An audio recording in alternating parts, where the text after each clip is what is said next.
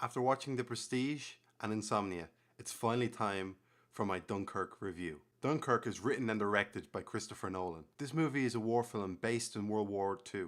The movie is about British soldiers that are caught in Dunkirk and are needing to get home to England. The only way they can get home is by boat, but it takes time for the boats to get to Dunkirk and back.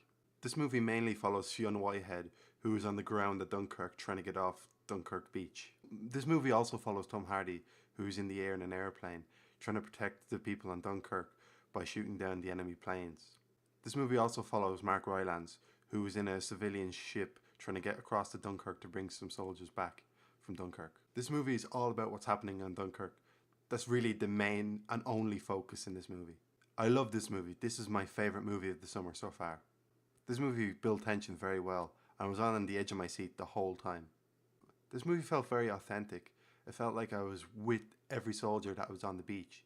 Like, it was incredible. The sounds of the planes coming down to try to attack the people on the beach were just incredible and realistic. Although we didn't know a lot of backstory about the characters that we were following, I really felt for every single one of them. I was pulling for all of them to survive. The action scenes in this movie were incredible. I really enjoyed them. Looked fantastic. The acting in this movie was impeccable by everybody on screen. Kenneth Branagh was very good in this movie as well. Apart from like a couple of seconds where you're like, oh yeah, that's Harry Styles, I thought he was incredible. He really surprised me. I really enjoyed his character. I really like how Nolan gave the viewer every aspect of this Dunkirk fight. It gave it from the air, from the sea, and from the land. It was amazing that way. There was a couple of moments in this movie where I was very close to crying. This movie was very emotional for me. When Mark Rylance won the Oscar for Bridge of Spies, I really didn't like that he won it. I thought he was the worst candidate. But in this movie, I really liked Mark Rylance. I was really impressed by him in this movie. And as usual, Tom Hardy was incredible. I just loved his acting in this movie.